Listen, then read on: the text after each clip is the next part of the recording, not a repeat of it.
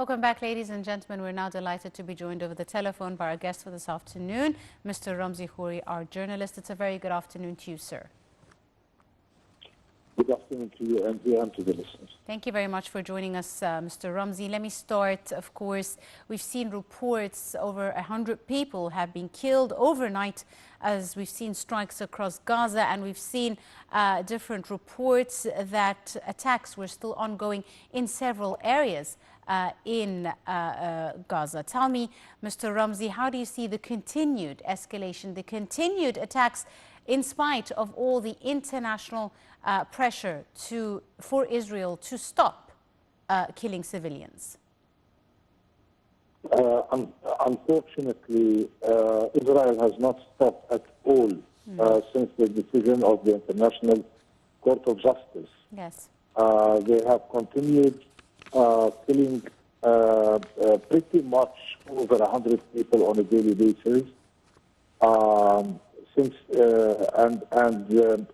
Without any concern in regards to the decisions of the court that expect Israel to take certain measures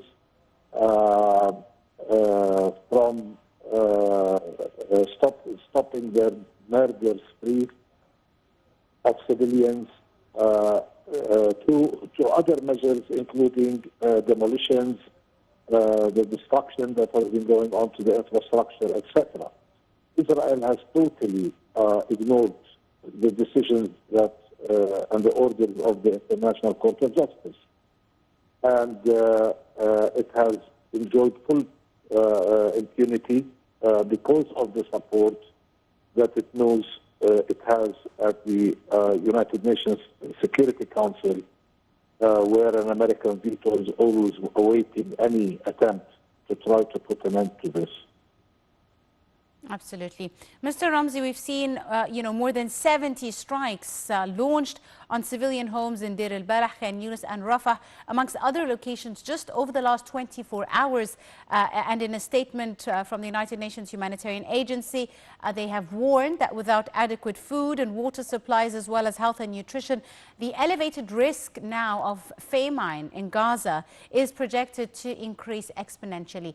Where are international communities, international societies and associations from this with regards to the famine that is now expected to increase in Gaza?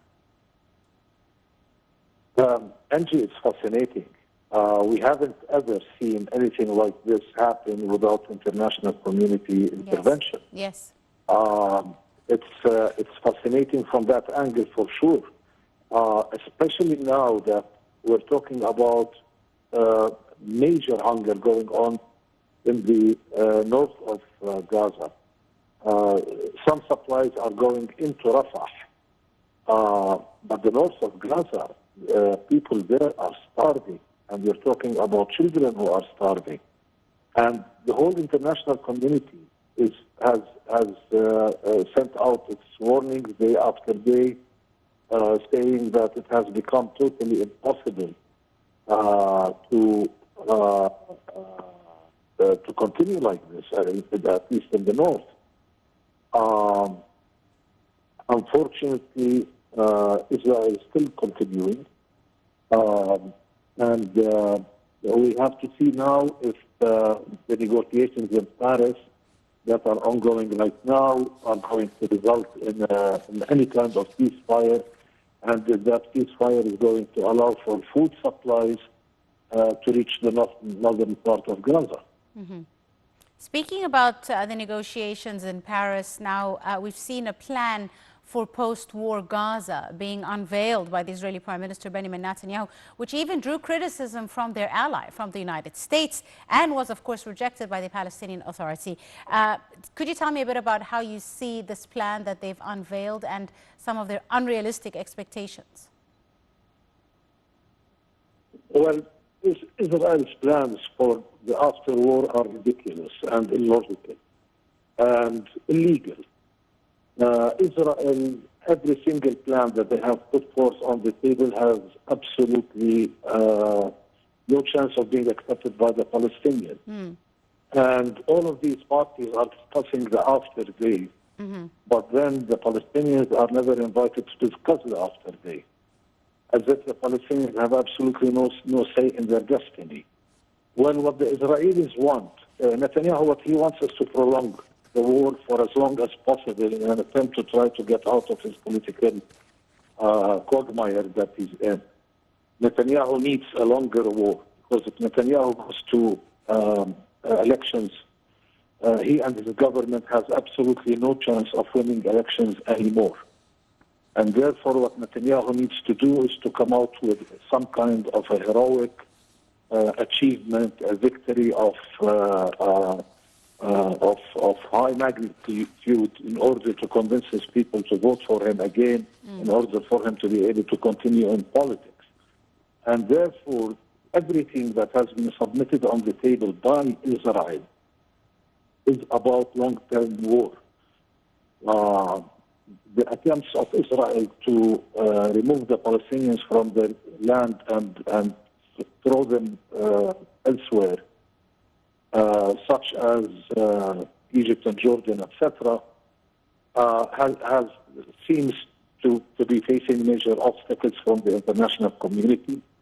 So what Netanyahu needs to do now for his own political sake, and that has nothing to do with the interests of Israel as a state or the interest of peace or anything strategic at that level. What he needs to do is to be able to claim things such as Israel took full control of Gaza. Israel, Hamas has been destroyed. He needs to claim something like the Palestinians have no ability to carry out any military attacks against Israel. All of these are hypothetical. In terms of practicality, it's impossible to achieve any of these. Indeed. And Mr. Ramzy, actually, you were speaking about the plan that was unveiled by the Israeli Prime Minister Netanyahu. One of the points that he made is that his country would have indefinite freedom to operate through the Gaza Strip once Hamas is defeated. What does he mean by indefinite freedom? What does this, wording or statement mean? The only thing that anybody, of course, this is not a political term of any value. Indeed. The only thing that could mean is the indefinite crimes that he has committed on the ground for the past 5 months. The size and enormity of these crimes and casualties are figures that are unheard of. They are ridiculous. And what he is looking for right now is also ridiculous. Basically, what he is saying, we will have the right to continue to carry out genocide. We will have the right to continue to carry out destruction, which is a form of genocide. The destruction of homes is a form of genocide. The war crime list that Israel has committed without impunity is unheard of. It is historic. It is nothing that we have seen in wars. And at the end of the day, Israel feels very strongly that not only will it get away with it, but Israel believes that it can continue doing it, which is extremely dangerous. Extremely dangerous. For Israel to put a proposal like this on the table, it is basically the negotiations to result to a conclusion where Israel can continue doing what it has been doing for the past 5 months. And why would the Palestinians accept this? There is absolutely no reason for the Palestinians to accept this. They are talking about a return to the atrocities just after the exchange of prisoners. And even to add something that is good. Indeed, and to add even insult to injury, the Israeli far-right finance minister called for firm security responses and even colonization continuing to build thousands of new housing units in settlements across the West Bank. And even this drew a response from Blinken, the U.S. Secretary of State Antony Blinken, that said settlements were counterproductive to reach enduring peace and also inconsistent with international law. Now, we're seeing one of the, the main Israel ally, the United States, coming forward and opposing any reoccupation of the Gaza Strip, as well as the reduction of the Palestinian territory size. How do you see the response of the United States? It is the actual typical standard response that has been carried out by all of the past administrations. Every time Israel declares that it wants to expand settlements, the United States comes out and says that it is dismayed by these statements, and such action would be against international law. And then shuts an eye while Israel continues to build settlements. Seems that the problem with the USA and Israel is that the USA would like Israel to do its business quietly. It doesn't want Israel to come out and make statements like this and declarations like this for the whole world to hear, because it sort of embarrasses the United States of America. Despite the fact that the United States of America should be extremely embarrassed by the fact that it has been a full partner in genocide by supplying Israel with all of the weapons that it's using to kill the Palestinians. And if it wasn't for the USA, Israel wouldn't have been able to carry out the genocide. That should have been the ultimate shameful scenario. Unfortunately, the United States is sort of dismayed about the declaration of new settlements again. This has happened. How many times did the United States take this position without an actual action on the ground? And all the United States needs to do, if you are going to continue expanding settlements, there will be no weapons. That would stop Israel immediately. There would be no aid. That would stop Israel immediately. Absolutely. It is ridiculous for the United States to come out with a statement like this that is totally meaningless when the United States is providing impunity to Israel. The United States is allowing Israel to do all of this without any consequence. And it is protecting it from the will of the international community. The whole world, in principle, today, wants a ceasefire. The United States has defied the whole world on behalf of Israel.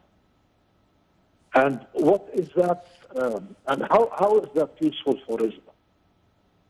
How is that useful for Israel? Even if Israel was able to wipe out Hamas, the Palestinians will produce another 200 other organizations, just like any nation would do. Any nation under occupation, any nation who is suffering from apartheid, is going to try to sort out its situation. Every nation is going to go into a program to try to liberate itself, to try to live at a standard that is expected of a human being at this time and age. In this day and age, this is the longest occupation that is allowed to continue. This is a terrible kind of occupation because it's a racist occupation that is conducted by a state of apartheid. And it's an occupation that has zero respect for the value of life. Yes. It's an occupation that kills, murders innocent people, arrests and incarcerates children. It's an occupation that is the ugliest kind of occupation that any nation can endure. Absolutely. So why does the world expect the Palestinians to sit silent and just die? Of course they are going to try to defend themselves. And by international law, an occupied nation is the only nation that is allowed to defend itself, not the occupier. Right. I'll have to end it there. I'd like to thank you very, very much, Mr. Ramzy Khoury, our journalist. Thank you very much, sir, for your time and your insight, for joining us on Now TV International. And just to wrap up the latest with regards to the developments we've seen in Gaza, the U.S. Secretary of State Antony Blinken reaffirmed Washington's opposition to any reoccupation of the Gaza Strip by Israel, as well as any reduction of the Palestinian territory size. We have more details in this story.